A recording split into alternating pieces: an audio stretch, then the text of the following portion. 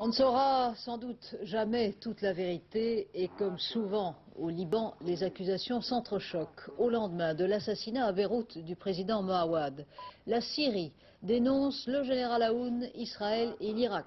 L'Irak accuse la Syrie, l'Iran et Israël. Le général Aoun demande une enquête internationale et ne dénonce personne. Beyrouth aujourd'hui, Beyrouth sous le choc, Beyrouth endeuillé, mais Beyrouth divisé. À l'ouest, côté musulman, grève générale en signe de deuil. À l'est, côté chrétien, la vie continue.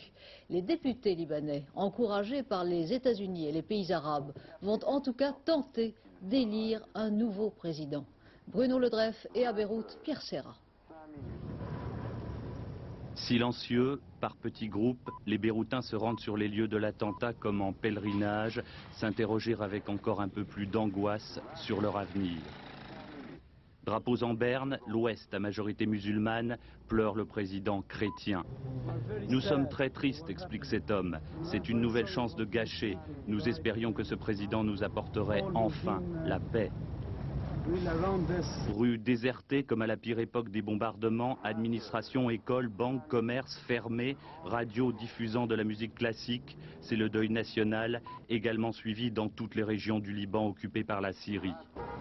Le pays chrétien présente un tout autre visage. Le général Aoun, qui s'opposait au nouveau président, a bien condamné l'attentat qualifié de crime abject.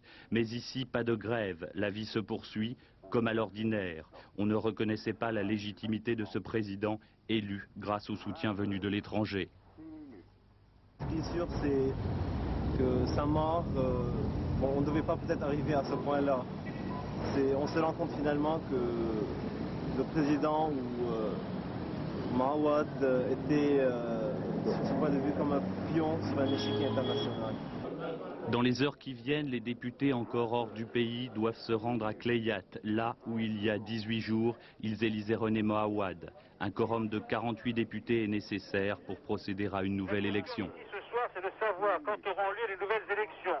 On sait déjà qu'elles se tiendront à Clayat, comme le 5 novembre dernier, mais on sait aussi que le président de la Chambre, Hussein Husseini, tient à ce qu'elles aient lieu le plus tôt possible. Le temps qui passe risquant en effet de rendre caduques les fragiles accords de Taïf. Il faut donc occuper le terrain rapidement.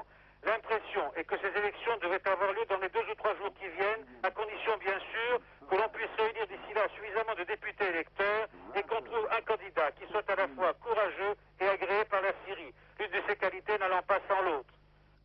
Un groupe chrétien clandestin a menacé de mort aujourd'hui les députés qui s'étaient réunis tout à l'heure à Baalbek, revendiquant ainsi implicitement l'assassinat du président Moawad.